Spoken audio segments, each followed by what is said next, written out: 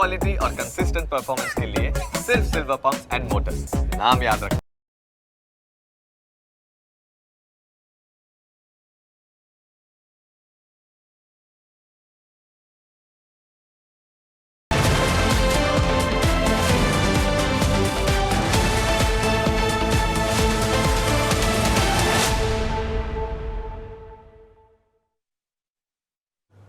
તમને સ્પર્શતા તમામ સમાચારોની છે અમને ફિકર એટલે જ હું આપના માટે લઈને આવ્યો છું પ્રાઇમ 9 વિથ જીગર। પ્રાઇમ 9માં આજે વાત ઇકો સેન્સિટિવ ઝોનના મુદ્દા વિશે।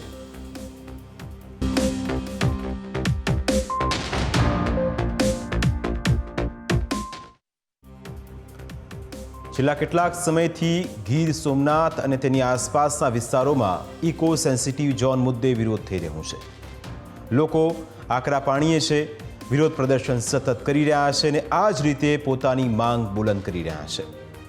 જે વાંધા અરજીનો સમય હતો એ પણ પૂર્ણ થઈ ગયો છે અને હવે રાત્રિ બેઠકો શરૂ થઈ છે। એક ગામના સરપંચો મળીને પોતાનો વિરોધ વ્યક્ત કરી રહ્યા છે કે આખરે ઇકો સેન્સિટિવ ઝોનનો મુદ્દો જે છેલ્લા કેટલાય સમયથી ચર્ચાના કેન્દ્ર સ્થાને છે એણે ફરી એક વખત વેગ પકડ્યો છે। સવાલ એ છે કે શું આ તમામ લોકોની માંગને સરકાર સ્વીકારશે? જે રાજકીય પાર્ટીઓ આખા આ મેદાનમાં ઉતરી છે, શું તેમનો પક્ષ સરકાર માનશે? આ તમામ ઘટનાક્રમ વિશે એટલા જ માટે આજે ચર્ચા પણ કરવી છે। આજની આ ચર્ચામાં આપણી સાથે બંને ખેડૂત આગેવાન જોડાયા છે। ખેડૂતોની પોતાની એક અલગ અલગ માંગ છે અને ખેડૂતો કહી રહ્યા છે કે તેમની આ માંગ સરકાર સ્વીકારે અને તેમને જે તકલીફો પડવાની તેમને આશંકા છે એનું સમાધાન લાવે, પણ સમાધાનની જગ્યાએ દિવસે ને દિવસે ઇકો સેન્સિટિવ ઝોનનો મુદ્દો છે એ વધારે સેન્સિટિવ બની રહ્યો છે। આપણી સાથે બંને ખેડૂત આગેવાન જોડાયા છે, રમેશભાઈ અને ભરતભાઈ। આપ બંનેનું સ્વાગત છે। સૌથી પહેલો સવાલ ભરતભાઈ આપને કે જે રીતે છેલ્લા કેટલાક મહિનાઓથી લગભગ મને લાગે છે કે 90 દિવસ કરતાં વધારેનો સમય થઈ ગયો, જેવું નોટિફિકેશન આવ્યું ત્યારથી લઈને ગીર સોમનાથ અને આસપાસના તમામ વિસ્તારો 32 જેટલા ગામો તેનો સતત વિરોધ કરી રહ્યા છે। હવે ઇકો સેન્સિટિવ ઝોનનો આખો આ મુદ્દો કેટલે પહોંચ્યો છે? એ ખાસ સરકારે તો એક કેન્દ્ર સરકારે તો જાહેરનામું બહાર પાડ્યું કે ભાઈ આપણે ઇકો સેન્સિટિવ ઝોન લાગુ કરીએ છીએ।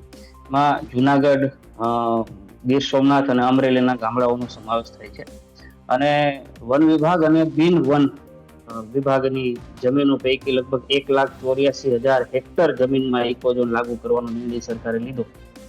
આ નિર્ણય લેતાની સાથે જ જે તે ગામડાઓ જે તે તાલુકાના ગામડાઓમાં જે ઇકો ઝોન લાગુ કર્યો છે એ ઇકો ઝોન લાગુ કર્યાની સાથે જ વિરોધનો વંટોળ જોવા મળ્યો અને વિરોધ કરવો જોઈએ પણ એવું મને પણ લાગે છે, કારણ કે હું પણ એક ખેડૂત છું અને ખેડૂતની દ્રષ્ટિએ જ્યારે કહેવા જઈએ ત્યારે સરકાર તો નિયમ બનાવી નાખે છે, એવો કેન્દ્રમાંથી નોટિફિકેશન બહાર પડે છે, એ કેન્દ્રના અધિકારીઓએ ગીર જોયું પણ નથી, ગીરના જંગલો જોયા નથી, ગીરના જંગલમાં રહેતા લોકોને, નેસડાઓના લોકોને જોયા નથી, ખેડૂતોને જોયા નથી અને એ પોતાના બનાવેલા નીતિ નિયમો થોપી બેસાડે છે। એ કેટલું યોગ્ય કહેવાય? અત્યાર સુધી ઇકો ઝોન નહોતો લાગ્યો પહેલા પણ ખેડૂતો જંગલ ખાતાથી ખૂબ જ નારાજ હતા, ઘણી બધી તકલીફ ભોગવે છે, હાલમાં પણ ભોગવે છે અને ઇકો ઝોન લગાડીને પાછી વધારાની તકલીફ આપી છે સરકારે, ત્યારે વિરોધ થવો એ ખૂબ જ વ્યાજબી મને લાગે છે અને સરકારે સાંભળવા પણ જોઈએ। સરકાર એવું વિચારે છે કે ભાઈ આ 90 દિવસ થઈ ગયા છે, નોટિફિકેશન જાહેર થયું, શરૂઆતમાં વિરોધનો વંટોળ જોવા મળ્યો, ખેડૂતો શાંતિથી બેસી જશે, પણ એવું નથી। ખેડૂતો જાગૃત અવસ્થામાં છે, પોતાની રીતે મિટિંગો કરે છે, રાત્રિ સભાઓ બોલાવે છે। ખેડૂતોને ખ્યાલ છે કે એકવાર ઇકો ઝોન લાગુ પડી ગયો તો પછી આવનારા સમયમાં આપણે તો ખેતી મૂકવાની રહેશે ને આપણે આવનારી પેઢી પણ ખેતી નહીં કરી શકે એવી શંકા પણ છે। ક્યાંક તો સરકારે આ બાબતે ખેડૂતોને સમજાવવા જોઈએ, આ બાબતે સરકારનું શું પ્લાનિંગ છે એ પણ ખેડૂતો સુધી પહોંચાડવું જોઈએ, પણ મને એવું લાગે છે કે સરકાર આમાં નિષ્ફળ ગઈ છે। તો આ જે ઇકો સેન્સિટિવ ઝોન છે એ જો લાગુ થઈ જાય, કાળો કાયદો છે એ જો લાગુ થઈ જાય તો અત્યારે ઘણી બધી તકલીફ જોવા મળી રહી છે।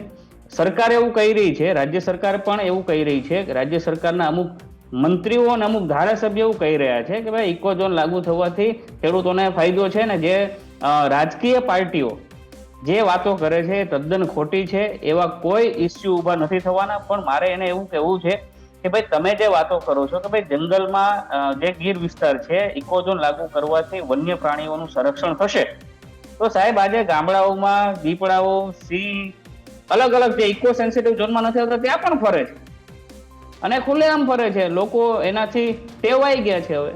તો આ ઇકો ઝોન જે લાગુ કર્યો છે એનાથી ખેડૂતોની અને સામાન્ય લોકોની ખૂબ જ પીડા વધવાની છે. સાહેબ, તમે નહીં વિચારો કે કંપનીને કોઈ પરમિશન જોતી હોય તો વન વિભાગ તરત આપે છે. આજે મારી પાસે એવા ઘણા બધા દાખલાઓ છે. ઉનાની અંદર એવા ઘણા બધા ગામડાઓ છે કે વન વિભાગની જમીન આવતી હોય અને એમાં પવન ચક્કીઓના થાંભલા નખાઈ જાય, પોલ ઉભા થઈ જાય, વીજ કનેક્શન અપાઈ જાય, તો ત્યાં એ જે પરમિશન છે ખૂબ ઝડપથી ચાલે. અને ખેડૂતને કોઈ પ્રકારની પરમિશન જોઈતી હોય, પાઇપ નાખવા માટે પરમિશન જોતી હોય, કૂવો ખોદવા માટે પરમિશન જોતી હોય, મકાન બાંધવા માટે પરમિશન જોતી હોય, લાઇટનું કનેક્શન લેવા માટે પરમિશન જોતી હોય, તો ખેડૂતને પરમિશન સમયસર આપવામાં આવતી નથી અને ખેડૂતને હેરાન પરેશાન કરવામાં આવે છે. ત્યારે ખેડૂતો ખૂબ જ જાગ્રત અવસ્થામાં છે કે જો ઇકો સેન્સિટિવ ઝોન લાગુ પડશે તો અમારે નુકસાન વેઠવાનો વારો આવશે. રમેશભાઈ, છેલ્લા 90 દિવસ કરતાં વધારેનો સમય ગયો અને જેટલા પણ ગામડાઓનો આપણે વાત કરી રહ્યા છીએ, કારણ કે એ વિસ્તારની મુલાકાત મેં પણ જ્યારે આખો વિરોધ ચાલુ હતો ત્યારે લીધી હતી, પણ એ દરમિયાન પછી જેવો સમયગાળો પૂરો થઈ ગયો અને હવે ફરી એક વખત વિરોધ શરૂ થયો છે. શું આ સમયગાળા દરમિયાન કોઈ ખેડૂતોની વચ્ચે આવ્યું, કોઈ વન વિભાગના અધિકારીઓ આવ્યા સમજાવવા માટે કે ચિંતા કરવાનું કોઈ કારણ છે નહીં, ઇકો સેન્સિટિવ ઝોન લાગુ થશે તો તમને કોઈ નુકસાન નહીં થાય? શું આપને એવું લાગે છે કે કોઈ સમજણફેર છે અથવા તો સમજાવવામાં આવ્યા નથી અથવા લોકોમાં એટલી જાગૃતતા લાવવામાં આવી નથી જેના કારણે હજુ પણ વિરોધ થઈ રહ્યો છે? રમેશભાઈ, હવે સાહેબ વાત એવી છે કે ગીરના ખેડૂતોને આમ તો પહેલેથી જંગલ ખાતું અને ખેડૂતોને બાપે માર્યા વેર છે સાહેબ. પેલા હવે જો હજી વધારાનું કે બળતામાં ઘી હોમવાનો પ્રયત્ન કરી રહ્યા છે.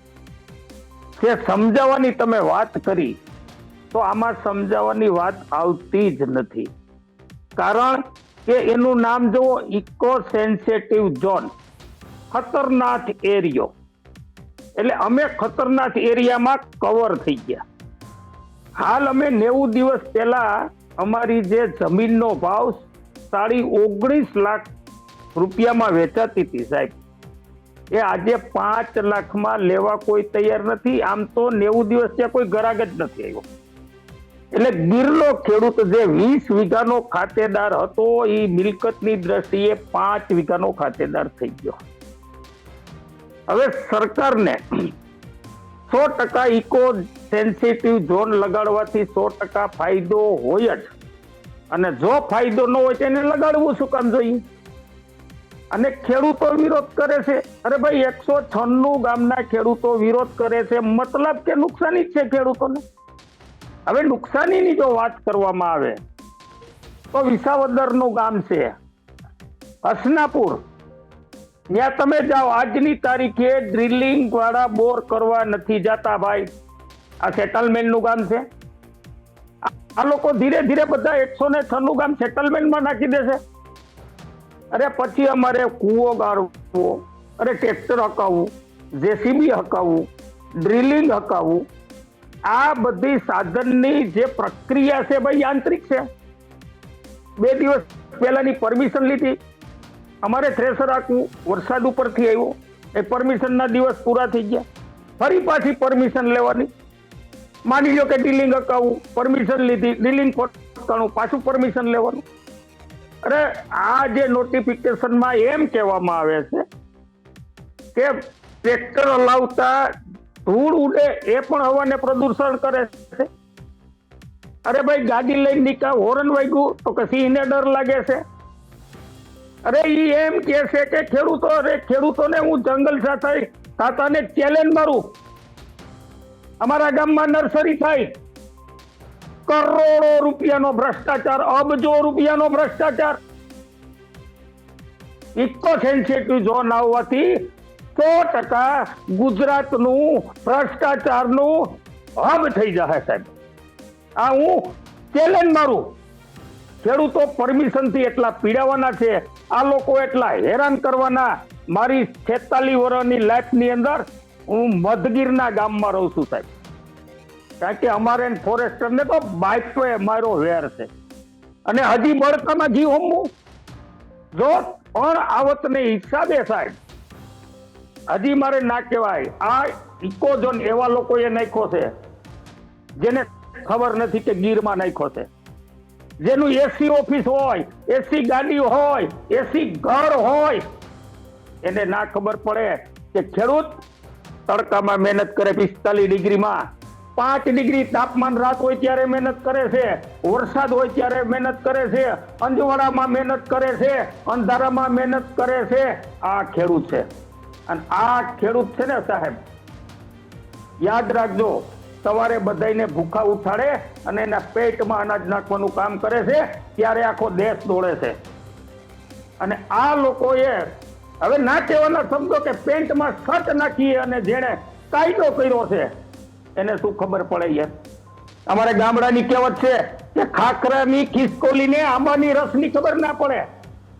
હું તો કહું છું એ લોકો બધી એની મિલકતને જમીનને નોકરી વેચી આવે 10 વીઘાને કરે, એના દીકરા દીકરીના લગ્નને એના દીકરા દીકરીને ભણાવીને નોકરીએ ચડાવે. સાહેબ આજે હું સત્ય કહું, ગીરમાં આવજો ગ્રાઉન્ડ રિપોર્ટ લેવા, ખેડૂતના દીકરાએ હાથે હાંધીને કપડા પહેરે છે. આ પરિસ્થિતિ છે. બિલકુલ. અને કાયમીન રોષ રહેવાનો નહીં સાહેબ. તમે આગળ એમ કહેતા હતા કે વિરોધ છેક સુધી રહે. અમારે ઈકો તો જોતું જ નથી. અને વાત રહી સમજાવવાની, સાહેબ ઓલા કાગળિયા લઈને આવ્યા હતા, પેમ્પલેટ ચાપીને આવ્યા હતા, પેમ્પલેટ જેમ જાહેરાત ના હોય એમ, ખેડૂતોને કાંઈ નુકસાની નહીં થાય.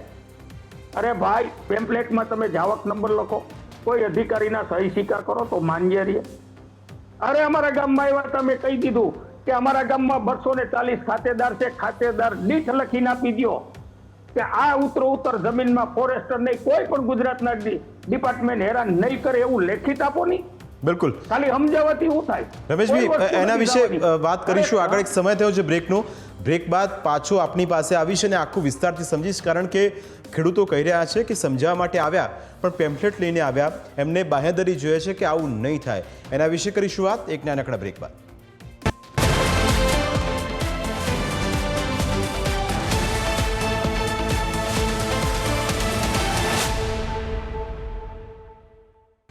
બ્રેક બાદ આપનું સ્વાગત છે. સવાલ એ થઈ રહ્યો છે કે આખરે ઇકો સેન્સિટિવ ઝોનનો આખો જે વિરોધ છે દિવસે ને દિવસે વધારે ઉગ્ર બની રહ્યો છે. રમેશભાઈ બ્રેક પહેલા આપણી સાથે ચર્ચા કરતા હતા. રમેશભાઈ, આપની પાસે જ આવીશ કારણ કે ચર્ચા અધૂરી હતી. મારે આપની પાસેથી એ જાણવું છે કે જો એમણે 90 દિવસની વાંધા અરજીનો એક સમય આપ્યો હતો કે તમામ લોકો વાંધા અરજી રજૂ કરે અને એના પરથી વિચાર કરીને કોઈ નિર્ણય પર આવશું, પણ મને લાગે છે કે આ સમયગાળો તો વીતી ગયો. જો હું તમને કહી દઉં, નેતાને આઈએસ નોકરિયા ત્યારે બરે કે જ્યાં જનતાનું મગજ હાલતું બંધ થાય ને ત્યાર પછી એના ચાલુ થાય. આને ઓક્ટોબર, નવેમ્બર, ડિસેમ્બર એમ 3 મહિનામાં જ અરજી શા માટે રાખી ઓનલાઈન? એક તો ખેડૂતોને ખરેખર ઓનલાઈન બાબતે ખબર નથી પડતી, ત્યારે તો એ ખેતી કરતો હોય ને, બાકી તો એ તમારી જગ્યા લઈને ના બેઠો હોય અને એ તમને ઓર્ડર ના કરે કે તમે ઓનલાઈન કરો. આ મહિનાની અંદર સાહેબ મોસમ હોય, મગફળી છે, સોયાબીન છે, આ કાઢી અને પોતાનું શિયાળું વાવેતર કરતો હોય. આ જે ઇંગ્લિશ બાબુ બની બેઠા ને બહુ બુદ્ધિશાળી છે, એનામાં તૈયારી હોત તો કમૂરતામાં આ 14 ડિસેમ્બર થી 14 જાન્યુઆરી ઓનલાઈન ચાલુ રાખી હોત તો લાખો કરોડો અરજી પડત. અરે બધાની ઓનલાઈન સમય વધારવામાં આવે છે ભાઈ. આ તમારા વેરા ભરવામાં હરેક જગ્યાએ સમય વધારવામાં આવે છે. વધારો સમય આપો તમે, 30 દિવસ, ખબર પડે કેટલી અરજી પડે. આ તમે સમજો છું, ખેડૂતોને મૂર્ખ સમજી અને આ એરિયો રાખ્યો ભાઈ એને કે આ સમયમાં નવરા નથી અને ખબર પણ નથી પડતી. આ બાબતથી ખરેખર સરકાર ખેડૂતો આવી નાની મોટી છેતરપિંડી કરે અને પછી એમ કે ઓનલાઈન અરજી નથી આવી. અરે ઓનલાઈન અરજી ન આવી તો એટલા લોકો થાય એમ? તમે હું સમજો ખેડૂતોને. ખેડૂતો યાદ રાખજો, ઠેક સુધી જ્યાં સુધી ઇકો ઝોન રદ નહીં થાય ત્યાં સુધી રોડ ઉપરની અમે લડત લડતા રહેશું. જો કે હમણાં ગઈકાલેની મિટિંગમાં અમારે નક્કી થઈ ગયું છે કે 196 ગામના સરપંચોની મહાપંચાયત ખેડૂતોની અમે વિસાવદરમાં આયોજન થઈ ચૂક્યું છે. અમે 196 ગામના સરપંચોના ઠરાવ લઈ અને અમે કાયદાકીય હાઈકોર્ટ ને સુપ્રીમ કોર્ટ અને રોડની લડત અમે ચાલુ રાખશું. બાકી તમામ એક જ અવાજ અમારે ઇકો ઝોન જોતું નથી કોઈ બિલકુલ. પણ ભોગે. અને ભરતભાઈ, વચ્ચે આપ જે વિસ્તારમાં ભાજપના ભરતભાઈ નેતા રહો આવ્યા છો, જી રમેશભાઈ આપની પાસે આવીશ. ભરતભાઈ પણ છે. ભરતભાઈ, આપ જે વિસ્તારમાં રહો છો ત્યાંના ખેડૂતોનું શું કહેવું છે? કારણ કે આખા મામલામાં તમે જુઓ કે 196 ગામ, રમેશભાઈ પણ કહ્યું કે એક વિસાવદરમાં એક અમે સભાનું આયોજન કરી રહ્યા છે. શું આસપાસના ખેડૂતો હજુ પણ એ અસમંજસમાં છે કે આ થશે કે નહીં થાય, કે પછી એમની અંદર અવઢવ હજી છે? નહીં, રમેશભાઈ જે વાત કરી કે સરકારે 90 દિવસનો સમય આપ્યો હતો, ભાઈ તમારે વાંધા અરજી કરવાની, તો કાપણીનો ભરપૂર સમય હતો ત્યારે સમય આપ્યો. એ પછી આજે જે ખેડૂતો છે કમૂરતા ચાલે છે, છતાં પણ ખેડૂતો આજે ખાતરની લાઈનમાં ઉભા છે. તો ખાતરની લાઈનમાં ઉભીને ખાતર ખેતીમાં કરવું કે પછી એની વાંધા અરજીઓ કરવી, અને એ પણ ઓનલાઈન, એના માટે પ્લેટફોર્મ, એના માટે અવેરનેસ આ લોકો નહીં લાવે. એટલે ખાસ એ વાત છે કે દરેક ગામડા 196 રમેશભાઈની વાત સાથે હું સૂરમાં સૂર પુરાવું છું. ઉનાના 2 ગામ છે, ગીર ગઢડાના જે ગામ છે, ટોટલ ગીર સોમનાથના 65 ગામો છે. એ 65 ગામમાં ખેડૂતો અને સામાન્ય લોકો જે ખેડૂતો નથી તે પણ આ ઇકો સેન્સિટિવ ઝોનનો ખૂબ જ વિરોધ કરે છે. એની પાછળના કારણો ખેડૂત તો હેરાન છે જ, પણ સાથે સાથે કોઈ પણ ગ્રામ પંચાયત હોય તો ગ્રામ પંચાયતને પણ વિકાસના કામો કરવા માટે થઈને જંગલ ખાતાની પરમિશન લેવી એ ફરજિયાત બનતી હોય છે. એવા સમયમાં જે કામ 1 દિવસમાં થતું હોય એ કામને કરવા માટે કદાચ 30 દિવસ પણ લાગી જતા હોય છે.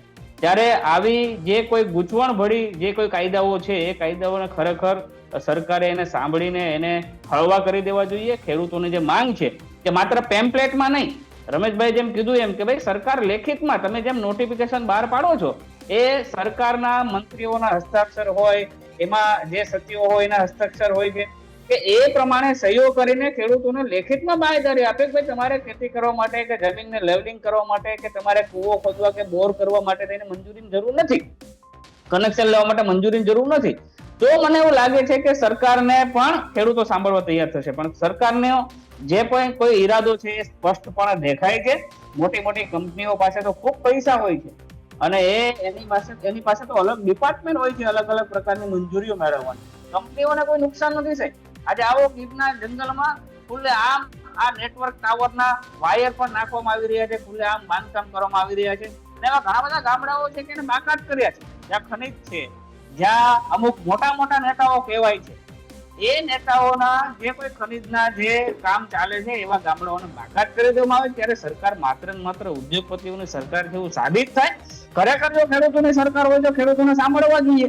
અને તમે જેમ મુદ્દત વધારો અમુક યોજનાઓમાં કરો છો એવી રીતે આમાં પણ વાંધા અરજીમાં પણ હજુ પણ 2 મહિનાનો મુદ્દત વધારો કરી દેવો જોઈએ, જેથી કરીને ખ્યાલ આવી જશે. એટલે હું 196 ગામના ખેડૂતોને ખાસ વિનંતી કરું છું કે જે ઇકો સેન્સિટિવ ઝોનમાં જે ગામડાઓનો સમાવેશ થાય છે એના સરપંચોને પણ મેં હાથ જોડીને વિનંતી કરું છું કે વિસાવદર ખાતે જો મહાપંચાયત મળવાની હોય તો એને હું સમર્થનમાં અહીંથી સૂરમાં સૂર પુરાવું છું. અને ખરેખર સરકારને સુપ્રીમ કોર્ટ સુધી પણ લડી લેવા માટેની અહીંથી ચીમકી પણ અમે આપીએ છીએ. જી, વધુ એક સમય બ્રેકનો થયો. બ્રેક બાદ રમેશજી પાસે જઈશું અને જાણીશું કે આખરે ખેડૂતો એમની માંગ શું છે, શું ઈચ્છે છે ખેડૂતો, આસપાસના 196 ગામના લોકો શું ઈચ્છે છે, તેના વિશે કરીશું વાત એક નાનકડા બ્રેક બાદ.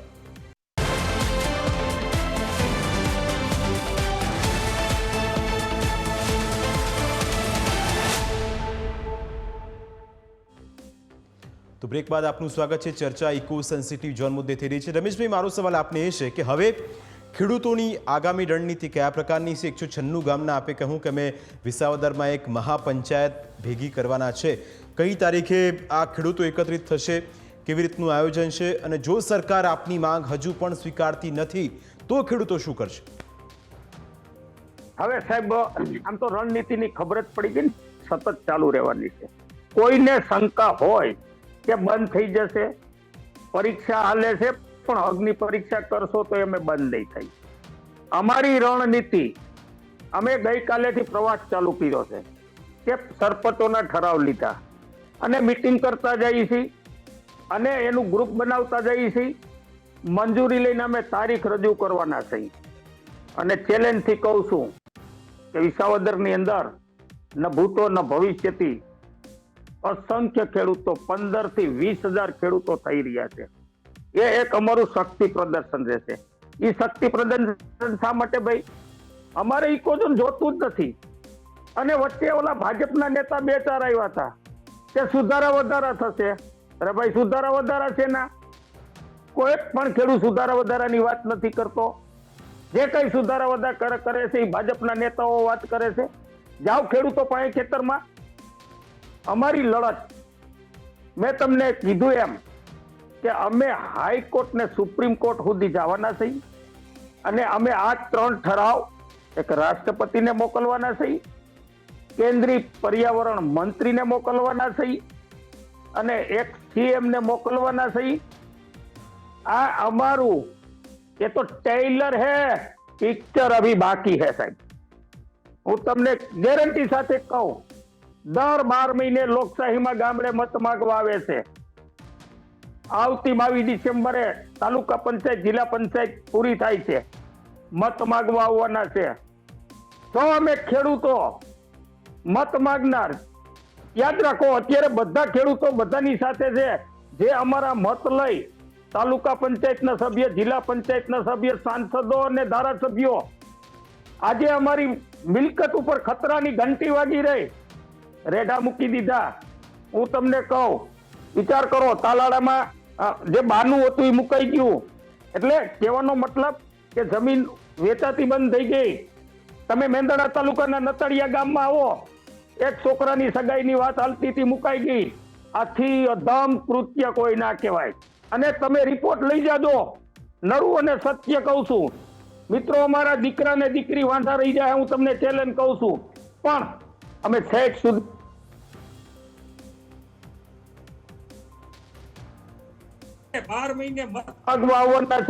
અમે હાઈકોર્ટ સુપ્રીમ કોર્ટ સુધી જવાના, છતાંય અમારા ગામના જાપામાં ઘરે અને જો એના જબ્બા ને લેંગા નો ફાડી નાખીએ તમે ખેડૂતના પેટ ના થાય સાહેબ, ત્યાં સુધી લડત આપશું અમે. છોડશું નહીં કોઈ સંજોગે. પણ ઇકો જો નથી જોતું એનું કારણ છે અમારી મિલકત પતાવી દીધી. અમારા દીકરા દીકરી વાંઢા રહી જાય, અમે રાતને દી ઉજાગરા કરીએ અને થોડું ઘણું ખાવાનું કરીએ, રાતે ચરી જાય છે. એનું કરો નહીં. અને નંબર બીજી વાત કરે કે ઇકોઝોન લગાડવાથી પર્યાવરણને ફાયદો થશે. અરે ભાઈ, ક્યાં તમે ઝાડવા વાવ્યા? અને જે કરોડો રૂપિયાની ગ્રાન્ટો આપો છો, તમારે ઝાડવા વાવે તો ખેડૂતોને ફ્રીમાં કલમું આપી દો. લાખો કરોડો કલમ વાવે, એ પણ ઓક્સિજન આપશે, એ પણ પર્યાવરણ આપશે. અને સિંહની વૃદ્ધિ ક્યાં? અરે તમે વિચાર તો કરો, 200 સિંહ હતા ને 620 સિંહ થયા. એ અમે પાલી પોસીને કર્યા, અમારી લાખની ભેંસ ખવડાવીને અમે એને મોટા કર્યા. બાકી તમારા લોકો તો સિંહ મારી નાખે છે અને લઈ જાય છે દેવળિયામાં અને બિલ ઉધારે છે. આ કરે છે સાહેબ. તમે મીડિયા વાળા આ થતું કરો અને હજી તો આમાં ઇકોઝોન આવે તો શું થાય? ભ્રષ્ટાચારનું હબ બનશે, હબ સાહેબ.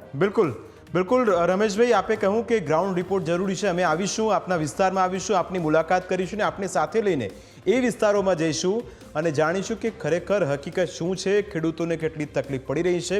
આ બંને અમારી સાથે ચર્ચામાં જોડાયા. આપનો ખૂબ ખૂબ આભાર તમારી વિશેષ રજૂઆતમાં. અત્યારે બસ આટલું જ. ફરી મળીશું આપને સ્પર્શતા મુદ્દા સાથે. ત્યાં સુધી રજા આપશો. નમસ્કાર.